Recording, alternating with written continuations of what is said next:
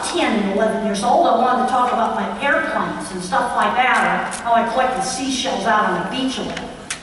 Not about autism. Now this is sort of a very, very, old route map of the inter-office communications between different parts of the brain. Just the major freeways.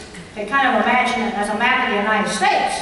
On the East Coast, that's where you got Washington, D.C. and stuff like that, New York, that's the frontal cortex.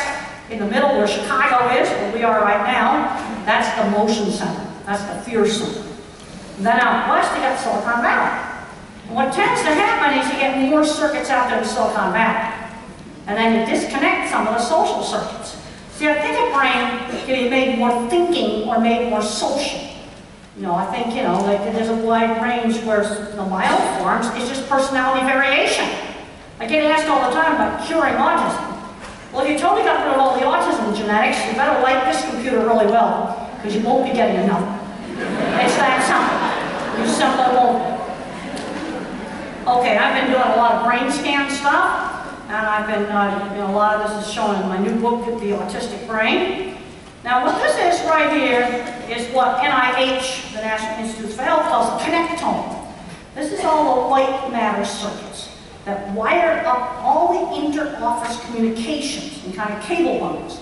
And you can see there's just little tiny threads down there on the bottom. We'll show the connectome without the rest of the head. It's prettier.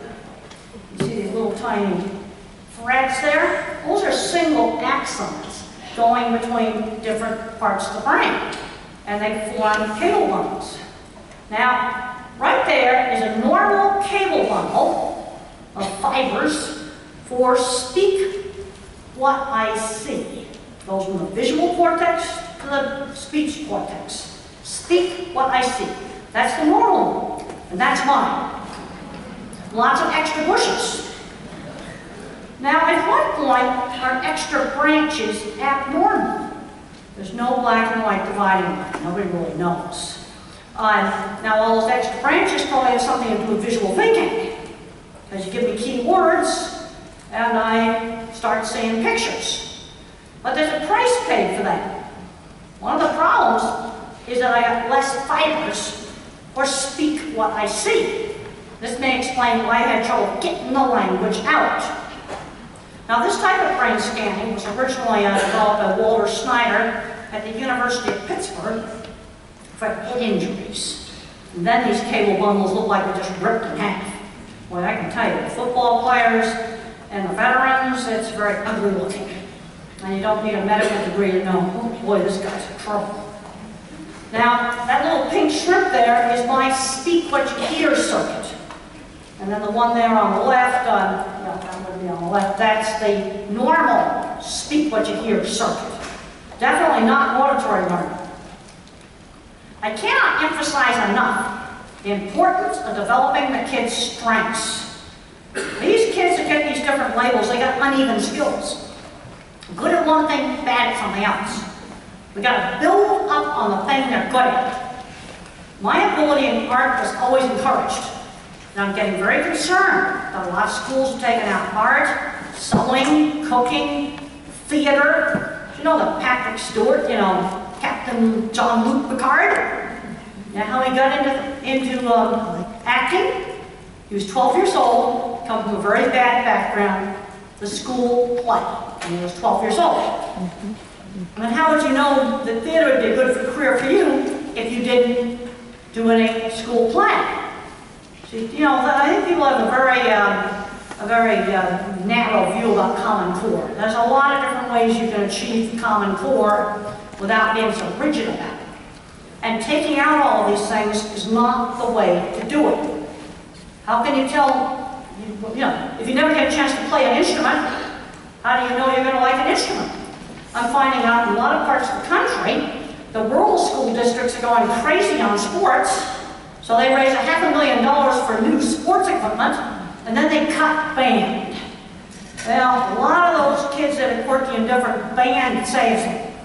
Because the only places I was not teased was specialized interests. Horses, electronics, model rocket club. We've got to get kids into these special interest things.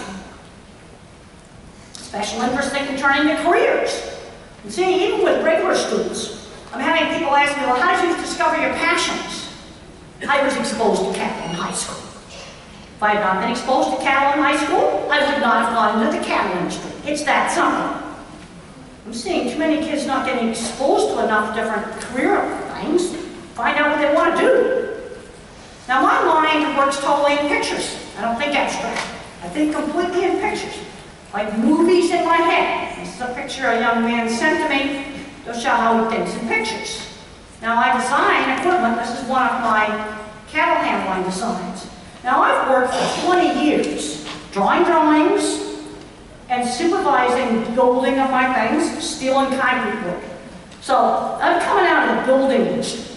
And when you come out of the building industry, you got a project mentality. You got to sell a job, design a job, build a job, then you got to make it work. You see, it's kind of a project mentality. And I just realized recently how much that colors how I approach things. I want kids to grow up, stay out of trouble with the law, get and keep decent jobs. I am seeing too many mild kids on the spectrum, especially out in the rural areas, playing video games on Social Security. This makes me absolutely beyond crazy. Then I go down to the meatpacking plant, and there's old hippies down in the maintenance shop that I know are on the spectrum. And I know a guy that's very much on the spectrum, owns a gigantic metal fabrication company. We have a huge shortage right now in the skilled trades, especially auto mechanics, diesel mechanics, people who fix electric wires when they break during a storm, and certified welding. Huge shortage. And I just talked to a boy today that's interested in becoming a truck driver. There's a shortage right now for truck drivers. These are all good jobs that are not going to get exported. And then the other high-end jobs are computer science, electrical engineering, those sort of things. That's where the jobs are at. Now, you may have to relocate for some jobs, but there's a ton of good jobs out there. I read business magazines. I love business magazines. Business Week. You know, I think Business Week ought to be in every school library. You know, so all these business magazines. Because I think we've got to be exposing kids to things where they can see cool careers. Wired's a cool magazine, kind of far out. But Business Week, Fast Forward, there's a number of these different magazines. You see them at the airport. And read about stuff that can become careers. You've got to get a lot more focused on, and some kids going to college is the thing to do. There's others where skilled trades is where they ought to go. And some of the most funnest stuff I ever had was working on construction. I was just out at a talk, and they were doing a big construction project next door, and I just wanted to go in that job trailer and talk to the guys. I mean, that was one of the best times of my life. I don't get to do the fun stuff anymore. I like to build things. And then I see them grow up, and they get to play with Legos with the crane. A lot of fun. And there is one of my projects that they built for the movie. And that made me really happy. Now, when you're a weird geek, how do you sell yourself? I sold myself by showing off pictures and drawings, by showing off my portfolio. Now, unfortunately, this projector is not showing this drawing well at all. I don't know why, there's some computer compatibility issue, but I've got one other drawing that's going to show off better later. But I sold my work rather than myself. You got to figure out how to short-circuit some of this interview stuff. Get creative. I learned a lot of job skills. Let's look at where I started. When I was 13, my mother got me a sewing job, hemming dresses and taking apart dresses with freelance seamstress. When I was 15, I cleaned 8 horse stalls every day. When I was in graduate school, I painted signs for the Arizona State Fair Carnival. I was painting signs and selling. We got to start learning work skills. I'm seeing too many of these kids on the spectrum that get a degree in something like philosophy or history, never had a job, never learned the work skills. You got to be there, you got to be on time, you got to have to do the boring stuff along with the fun stuff. Got to do it. There's another bad slide of that. Now the thing is, when you think in specific pictures, how do you form concepts? You form concepts, this is really important, by putting specific examples into categories. Sort of imagine the autistic kids had like a big internet, and it comes with its really good Google, a great big huge data site. But you got to fill it with web pages. You got to fill it up. That's why we got to get them out doing things, expose them to a lot of different things, fill up the internet inside their head.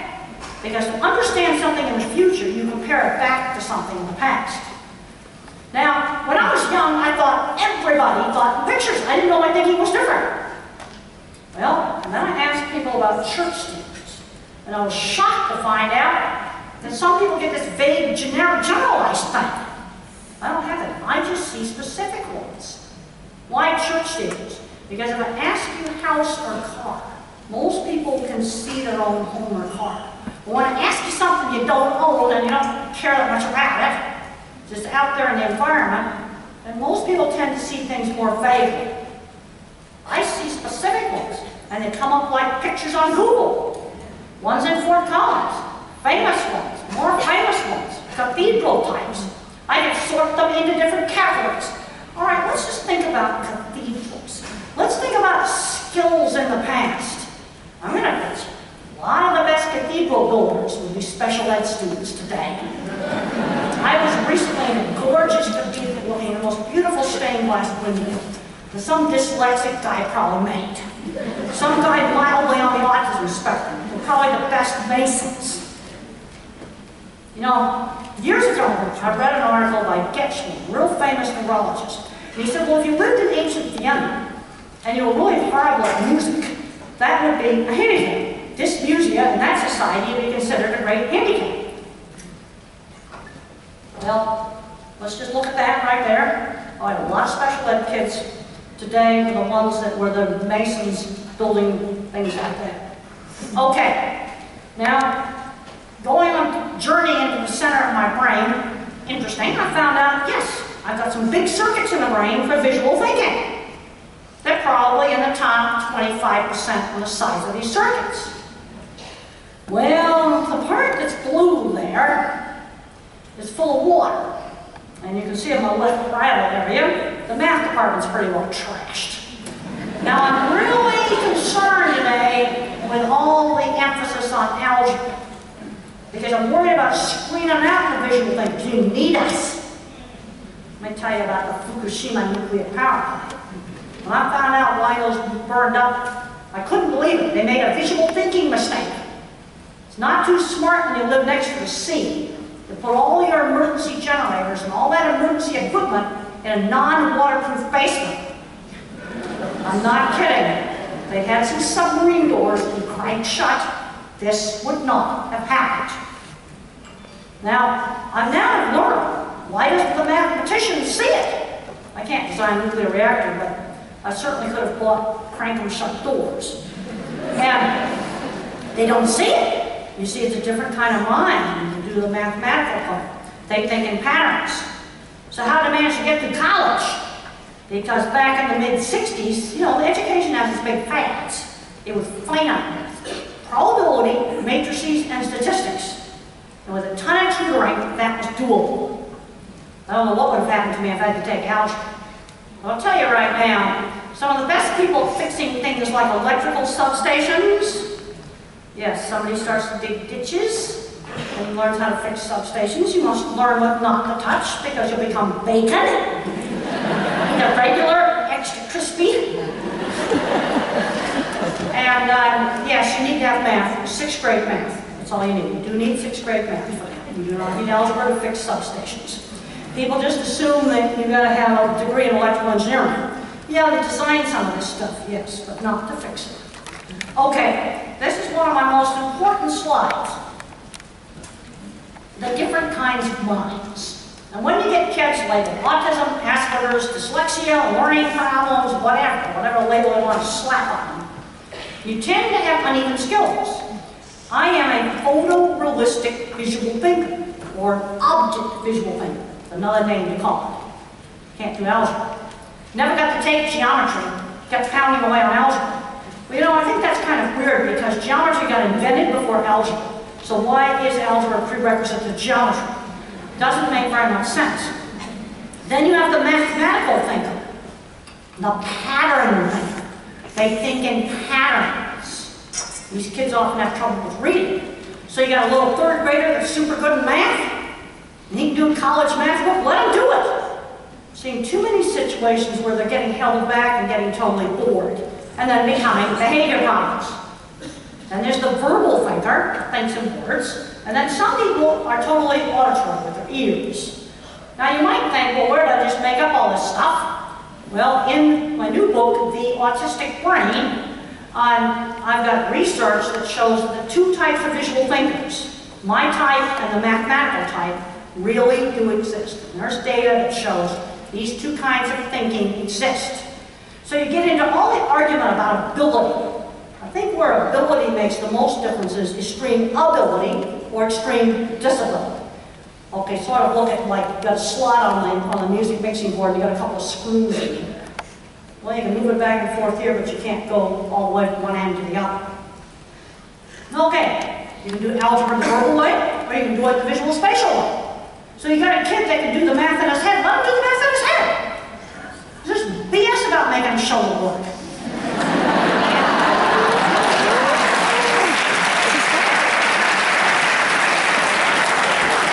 Now I would take some precautions against cheating, so we're going to get it right up there, and I'm going to have to do it in front of me, stripped of all electronics. Yeah. But once I've done that, then let them do it. Now this is to give you a glimpse into the pattern thinking mind. Definitely not my mind. And if you're really interested in pattern thinkers, you can read Daniel Tammett's Born on a Blue Day. He's a total pattern thinker. Now that praying mantis is made out of a single sheet of folded paper. No cuts, no tape. What you see in the background is the folding pattern. Now, I want to get you thinking about different kinds of minds here. And there are some great origami stars that some kids gave to me. They just made at a meeting. I wouldn't even begin to know how to fold those. Well, there I am doing some woodworking. If I hadn't had hands-on stuff, I would have just gone absolutely nowhere. You know what? You're going to work all your common core stuff. How about do fractions of cooking?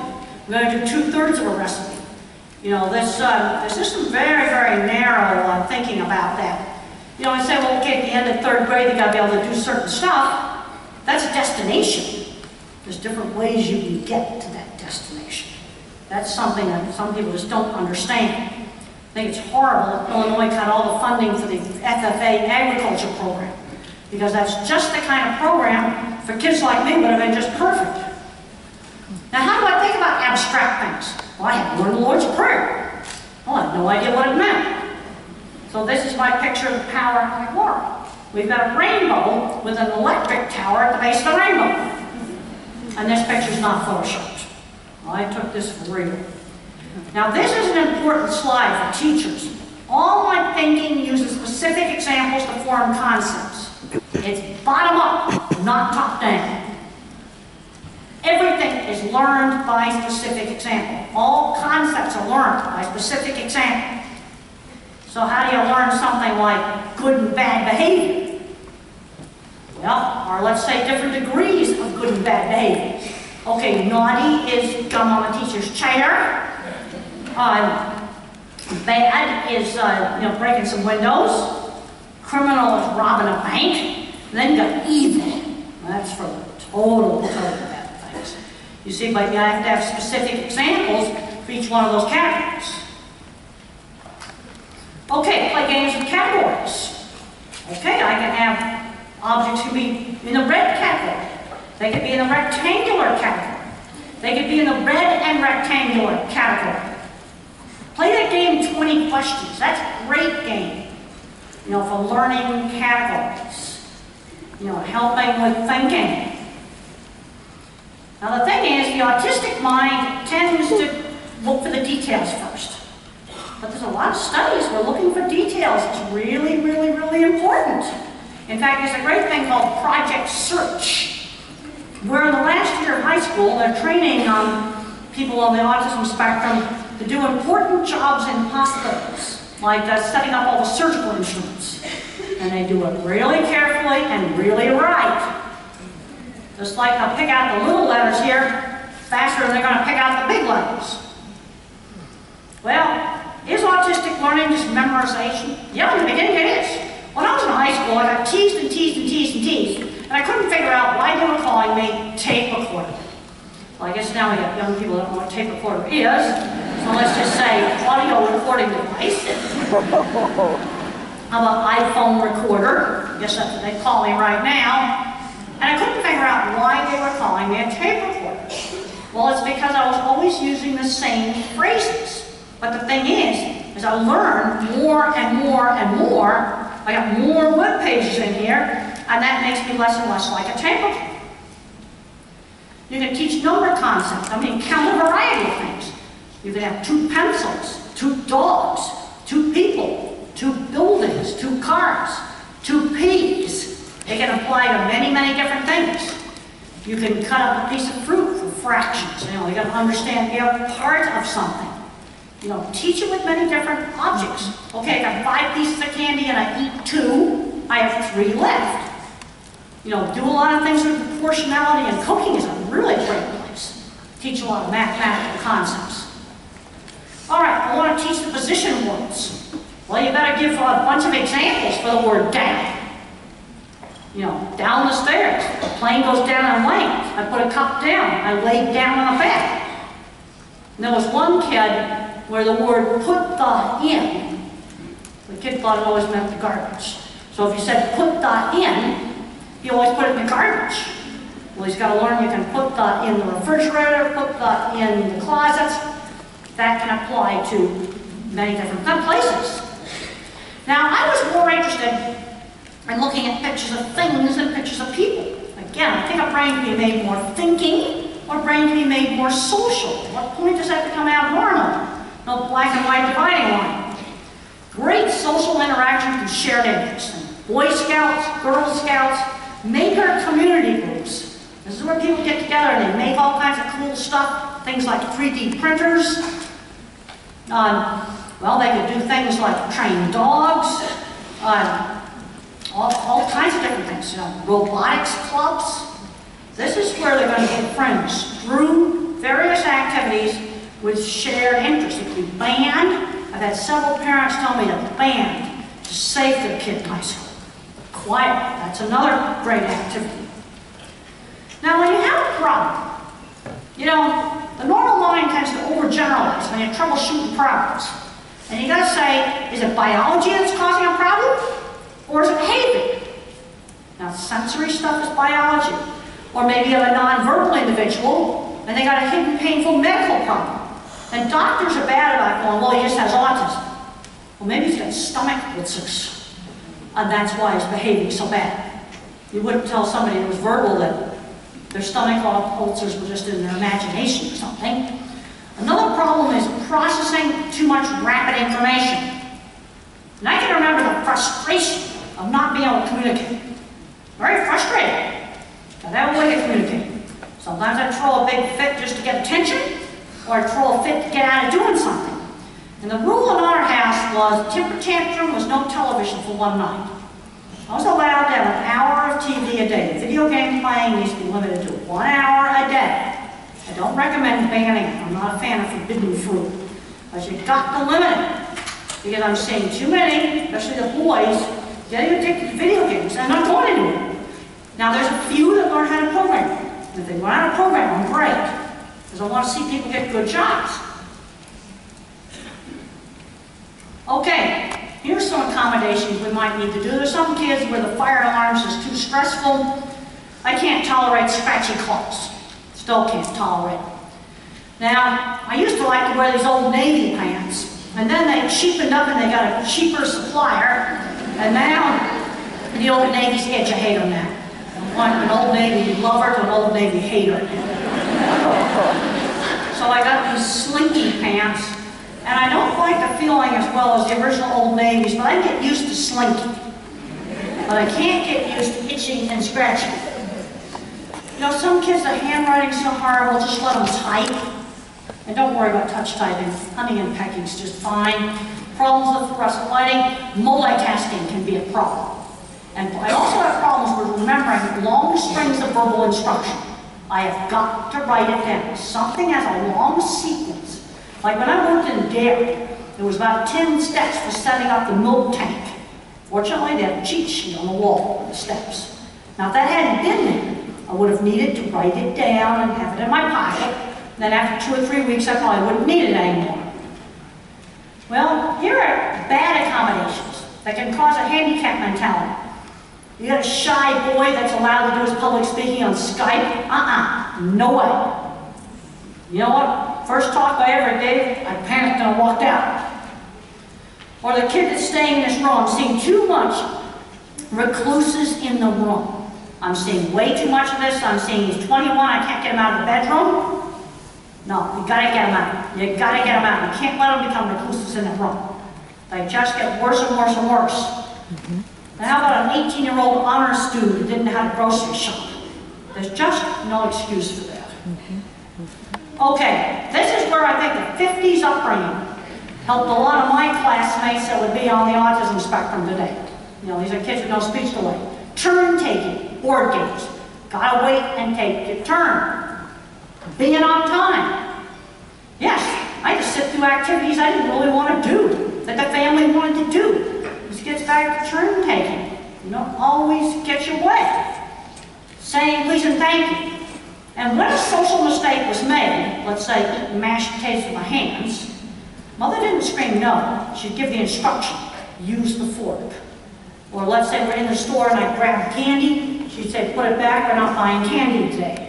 She would just calmly give the instruction. That's the thing you need to do. Give the instruction.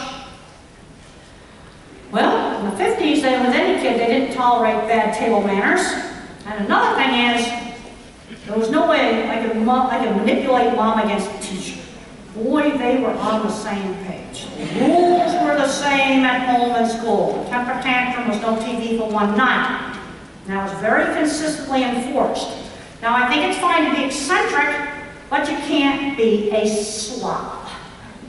And there's a scene in the movie where they slammed down the deodorant and said, you stink, use it. That actually happened.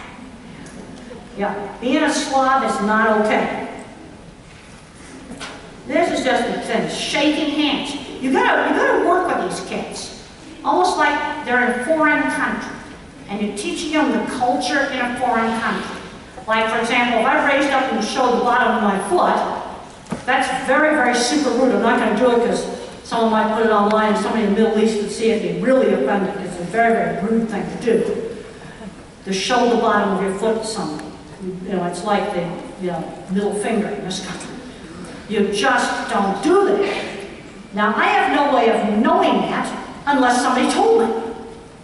You say, just sort of imagine all social things. You've got to teach in that way. Ordering food in restaurants, table manners, talking to store staff. Get about doing it. I'm saying too many things where the parents talk for the kid. No, the kid's got to do it himself. Now, I see too much of this with the normal kids, too. But this really, really, really hurts the Asperger kids. You know, I was shopping. I was 10 years old. I was shopping by myself. You know, I knew how to do all that stuff. I'm seeing kids much less severe than me that can't do these simple things.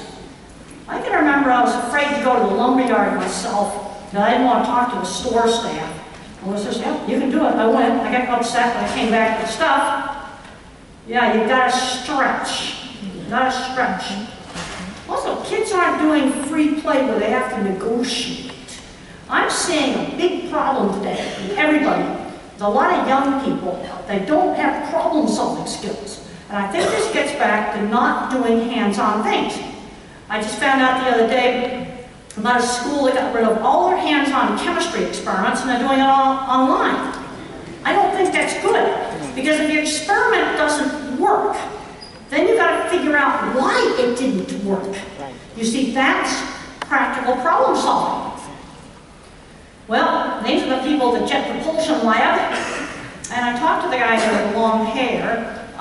He was a theater major originally, and then he got involved in physics.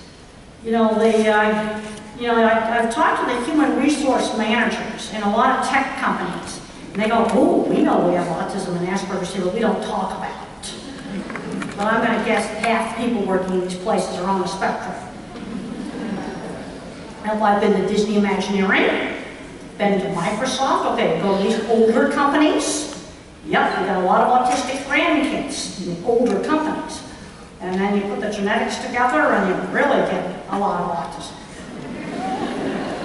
It's okay for geeks to cry. And when the space shuttle got shut down, they were all crying. Well, in order to control anger, I had to switch from anger to crying, as you don't get fired from your job for crying. Now this is a rule system I still live with. I figured out this rule system in high school.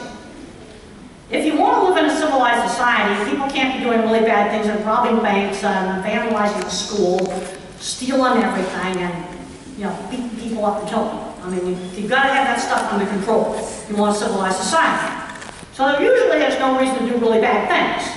Then the courtesy rules help people to get along. But then there's places for illegal but not bad. How about getting out of the algebra requirement somehow? I'll tell you one way to get out of it. If you're good enough in some other subject, sometimes these barriers just go away. There's a lot of industries, like computers, Silicon Valley is one of them, banking, quite a few industries that are what are called no barrier of entry industries. Utility work is one of them. Start out ditch digging, and you can end up being the head troubleshooter for the whole entire utility. That's how several visual thinkers have gotten into those things. And then you have the sins of the system. Boy, after September 11th, you better behave yourself at the airport. These are things where something that might be a minor transgression in some other country is going to get you in a huge amount of trouble here. And you don't mess with the sins of the system, because they just get you in all kinds of big trouble, bad trouble. Get you thrown in jail. Don't mess with them. Okay, let's go back to a non-verbal person. And they got a behavior problem. Let's look at some of the hidden painful medical problems in my head. How about acid reflux? They're grabbing their stomach.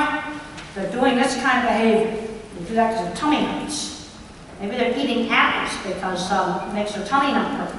Constipated, urinary tract infections, yeast infections, ear infections, toothaches. You got to rule this stuff out. Now, when I got into puberty, I started having horrendous anxiety and panic attacks. And I found exercise really helped. And this is when I built my squeezing machine, because pressure all over wide areas of the body helped to calm down my anxiety.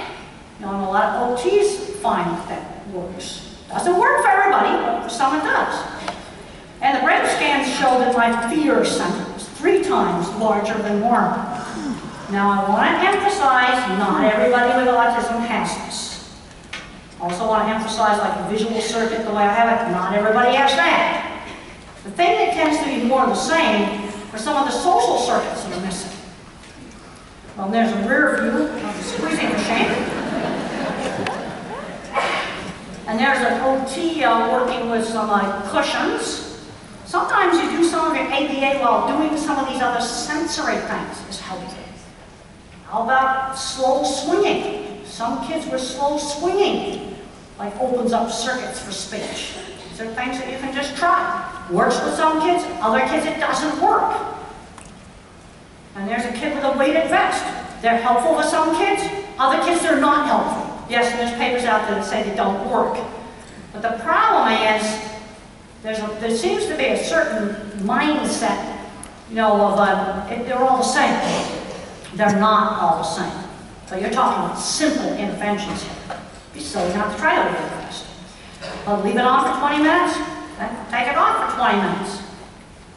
Now I think it's important to get these kids who don't want to be touched desensitized to the light hugging. Remember, firm pressure's calming, tickle touches are alerted. Avoid the light tickle touches. This is actually one of the easiest things to desensitize. All right, employment. Middle school, we need to start learning job skills. How about walking dogs to the next door neighbors? How about setting up chairs every weekend at the church or the synagogue? Volunteer work does count. When they're 16, you can put them in, regular jobs. I had a great science teacher. Good teachers can really help turn a kid around. You got to visit interesting workplaces. One advantage that the Silicon Valley people have is, you can teach the 8-year-old mom and dad's job on a computer. There's no health and safety issues. Bring in magazines that show all kinds of interesting careers. I have a saying, you got to show kids interesting stuff to get them interested in interesting stuff. And then sell your work. Make a portfolio of your work. Well, when I was in high school, I didn't do very much studying. My boy did a lot of carpentry work. And you can see the before and after picture of the ski tub house. But I decorated it in a way that other people would like, not nostalgic. Okay, jobs for middle school kids. Walking dogs, fixing computers, making PowerPoints for business people, make some artwork and sell it, work on a website for a church or community group, work in a farmer's market. These are things you just set up in the neighborhood. And I'm finding some parents, especially if they've never done hands-on things, they'll say stuff to me like, we don't have a program for that. I said, a program for that? You just set it up. I mean, when they say, we live in New York, we can't do this. I go, nonsense. You live in a high-rise apartment building, I'm sure you can find somebody that would love to have their dog walked by your 13-year-old. I mean, come on, people. Really? You know, they just give me all the excuses why they can't do it. Or they'll say it's too expensive. Well, you got a free museum right next door? Okay, how about cardboard boxes and things for craft projects? Cardboard boxes are free. No, stores will give you those. Okay, robotics clubs, you know, that's going to cost some money. But there's a lot of things that are not expensive that can be done. And there's one of my drawings that actually shows up nicely on this computer. And when I started first going to the ag engineering meetings, nobody wanted to talk to me because I was too weird. And then I whipped out my drawings. People respect ability. And the thing is, you gotta have your work on your phone. The other thing I figured out very early on was I was living in the Oasis Apartments in Arizona. Not a very classy address for my company. So I changed it to Grandin Livestock Handling Systems. Oasis Building,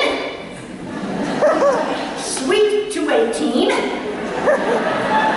gotta make this building sound classy. Today it would be the Oasis Complex. Doesn't that sound great? But that stuff I figured out, you know, no, I gotta have a classier address. I mean, Oasis apartment 218, that's just big. Yeah, it was just a student apartment building. And here's one of my designs in SketchUp. SketchUp's free software for drawing. It's free. And then you can print it on a 3D printer. And then schools simply can't afford a 3D printer, because I talked to a lot of rural areas. Yes, but they spent $500,000 on sports, and they can't afford a $2,000 3D printer. You know what? I don't really want to hear that. We need to be, I'm not totally against sports, but let's have a little balance here. You're cutting out band. I go into a school, they have a weight room that would be what the NFL would love to have. And they're cutting out art and music and things like that. Things that cost a lot less. And there's a lot of resources out there. Community colleges have got a lot of resources. And a lot of skilled trades are going into the community colleges. But you know what? We need to be hooking kids in middle school maybe that engines are cool. I want to have a retired mechanic do a small engine repair on lawnmower engines. You get the right price for free. Come on, let's get resourceful. See, this is coming out of the construction trades. Okay, great online free stuff. Most of you know about Khan Academy. Udacity, that's just Audacity without the A. Great free website for computer programming. Now I've got two more programming sites that are on you, so write down Code Academy. Code Academy.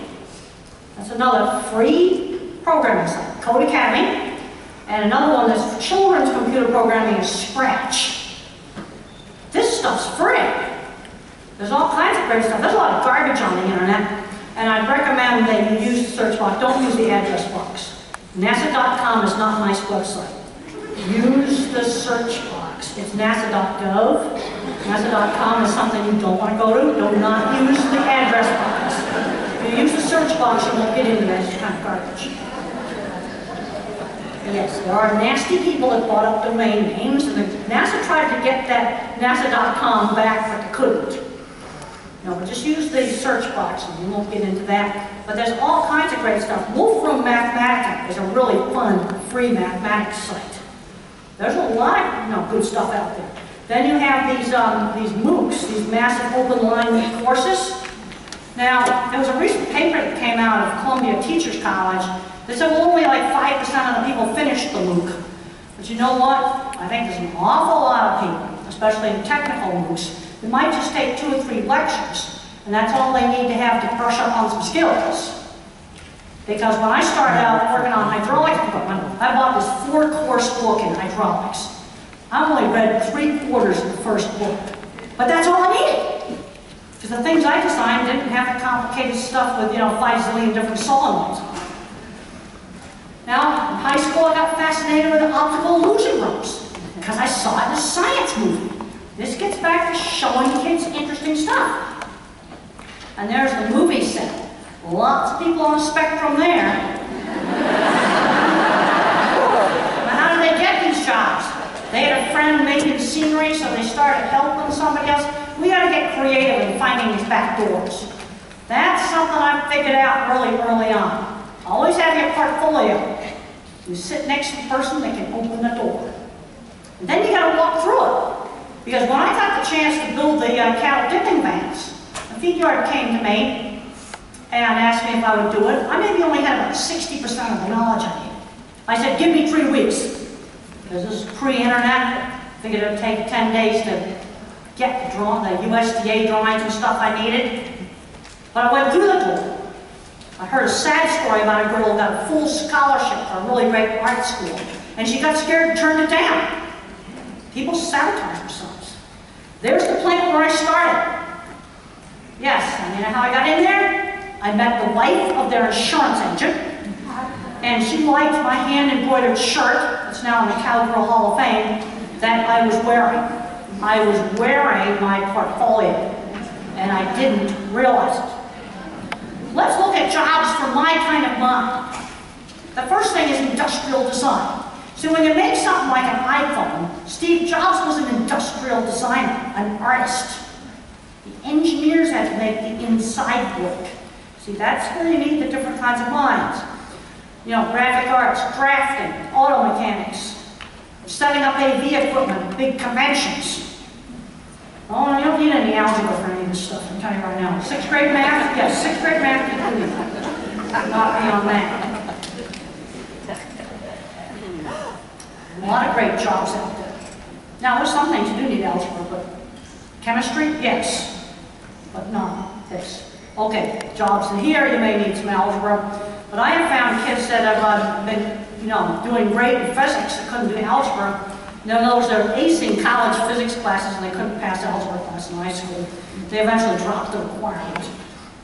But these are your computer programmers, your engineers, your physicists. The thing you got to think about is, what happened to little Albert Einstein? Little Albert, throwing temper tantrums, no speech until age 3. Where would he be at today? And working in a patent office, where he was exposed to all kinds of new things. Really unconventional dress. How about green corduroy slippers with pink roses for his patent office attire? And they gave him all the patents that involved electrical and physics stuff. How about the verbal thinkers? Bookkeeping jobs, accounting, stage actor and theater. Sometimes it's a good field for these guys. These are the guys where we've got to have the most problem with the jobs. There's a lot of jobs out there for the visual thinkers. There's a lot of jobs out there for the math thinkers. These are the jobs where computers are taking over. But there's still some niches that they can get into. Journalism niches, things like specialty retail. Okay, they're selling men's shoes they know all about. Or they're selling jewelry. Or they're selling cookware. Something that they know all the details about. Speech therapists could probably do a good job. Now about people with poor verbal skills. We got to figure out the things that they can be good at. What we need to be doing. What are they good at? Just recently, I met a guy in a wheelchair that took the most fabulous flower photography you ever saw. He had it shown to me on his phone. And I'm not saying that this is good just to be nuts. This stuff's really good. I said, why don't you go to flower shows and take pictures of flowers at flower shows and florists conventions? Because your stuff is really, really good. And they were going, I hadn't thought of that. I said, well, you need to do that.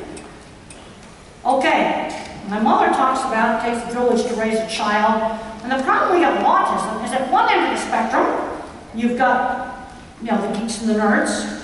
And at the other end, you've got the very, very severe where the parents can't do normal activities, where the family's coming apart due to all the stress. Real problem. Another thing she's been doing webinars and conference calls where she gets people in different groups together. People need to break out of the silence. You know, people need to where they can, you know, talk on the phone and leave the bureaucracy aside. I can tell you, we're going to have death by bureaucracy. Oh, man. Okay, let's look at some medical stuff just briefly. This will be done by 5:30, so we have plenty of time for questions. There's way too many drugs given out to little kids like candy. It's just beyond disgusting. I don't think it's a very good risk-benefit to be giving atypical antipsychotics to 5-year-olds, just to make them a little less hyper. Not a good enough reason. And there's a lot of people out there charging them astronomical sums of money for treatments. Evidence of effectiveness? Yes, I prefer scientific studies. And I'm really happy about this environmental enrichment because this is a randomized, controlled scientific study that's showing these sensory enrichment activities really are helpful. Done with simple household things or very simple things that can be bought really cheaply. They deliberately designed it so to not involve expensive stuff. You do it for about 30 minutes a day. You can also do the ABA and other things. And that's got evidence of effectiveness. But something like the colored paper or the colored lenses, I've seen too many people helped by that. Wouldn't it be stupid to flunk out of school because you didn't get colored paper? Or you change the background and the fonts on your computer? That'd be pretty dumb. So you might as well try it. All right, now the antidepressants are really, really good for anxiety. I'm on antidepressants. Because when I got into puberty, panic attacks, constant anxiety. And the antidepressants stop the constant anxiety. And some of the best drugs on there, Prozac and Zoloft. Those are the two best drugs on there. Paxil's probably the worst one on there. Too many memory complaints. But if you're on Paxil and it's working, don't change it. There's a saying in engineering, if it ain't broke, don't fix it. So let's say you're on a drug, you're nice and stable, you just read this drug's horrible and you might die from it. If you can still get it, I'd keep taking it. If you've been on it for a long time, you find I can die from it. But Paxil's probably not a very good first choice. Now the thing about the antidepressants is low doses when you use them for anxiety, because you take too much, you're going to get agitation and coffee nerves, gigantic, huge coffee nerves. And the mistake that doctors make when you get away from the population centers, there's some doctors around here like Dr. Ed Cook that know what they're doing. But boy, you get out in the hinterlands, they don't. And they're raising doses when they ought to be lowering them. The amount of drugs that Medicaid kids are on is like beyond disgusting. Then you've got the antipsychotic drugs that are cleared by the FDA for irritability associated with autism.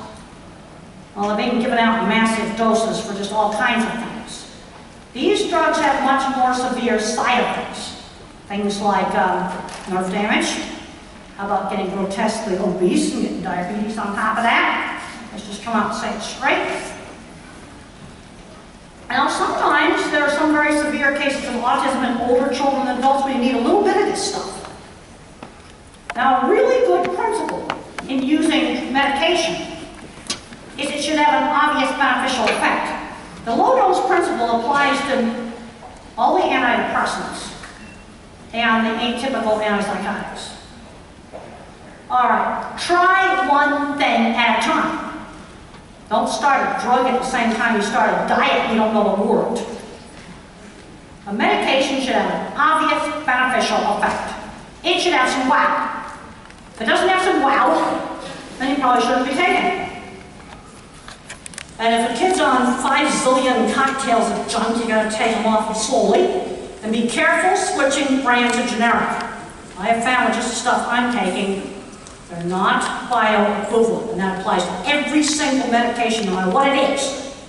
And it's especially a problem with time-release products, because the drug goes off patent, But the manufacturing secrets for making the magic little time pebbles have not gone off patent.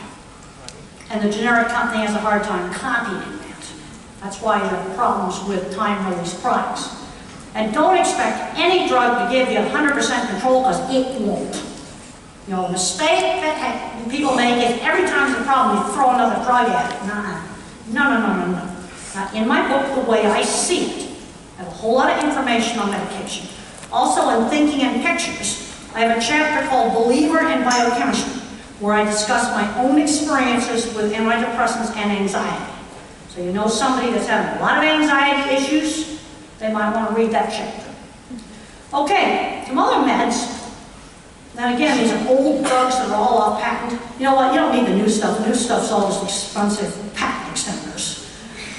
All the old stuff works just fine, but some of these old blood pressure medicines work well for certain types of anxiety, especially hot and sweaty anxiety. And this is a book for a certain kind of violent kid that can respond really well to some of the beta blockers, some of the blood pressure medications. Okay, how about the epilepsy drugs? Things like Depakote, Lamictal, Topamax, I'm getting cognitive complaints. So you might want to try Lamictal. The thing you gotta be careful with these meds is liver damage. You gotta take a blood test. You see, it's a genetic difference. So most people are fine, but there's a few people where it's really bad for the liver. So you have to make sure you don't have that problem. Okay, ADHD drugs, all the stimulants. They tend to make the no speech delay kids better and make the kids that have the kind of more classical autistic kids with speech delay tend to make it worse. But there's way too many of these drugs being given out just like candy. You know, some of these boys in particular, they need to get out and have more exercise, not just have a bunch of sugar in the morning. And the other problem is we have a grossly omega-3 deficient diet in this country. I would try some fish oil supplements first. And make sure let's support the meat industry in the morning. Let's support the hog industry a little bit in the morning.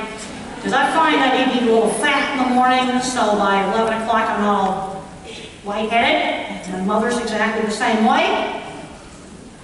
Look up your interactions.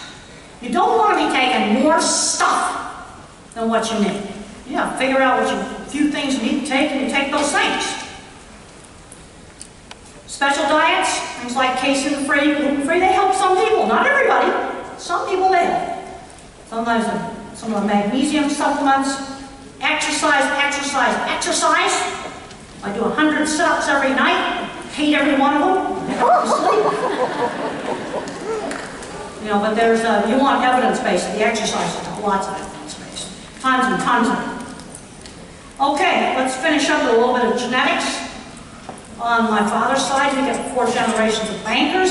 My mother's side, her father was an MIT-trained engineer, co-inventor of the autopilot for airplanes. Anxiety and depression, both sides of the family. Visual thinking skills on the mother's side. Food allergies on the father's side. You know, intellectual giftedness, I think, is one of the traits that kind of goes along a bit with autism. So let's just finish up and wonder what would happen to him today. I want you to really think about that. You know, one week goes to Silicon Valley, and one goes to Hollywood, and one goes to some other fun job fixing electric wires or building stuff. And another one is playing video games on Social Security. That's not where we want to go. I want you really thinking about that. We got to look at the kid, not the labels. See, I think one advantage of being a visual thinker is I see the kids. So I go to the gifted conference. And then a week later I go to the autism conference. And the same kinds of little 10-year-olds come up to me at both conferences. So I'm seeing those kids. Well, all right, now it's time to do some questions. Now I understand they're going to have some mics that are going to be roving around. It's the way that they wanted to do it. Okay, and I'll take a question right off the front here quick, before the mics are roving around.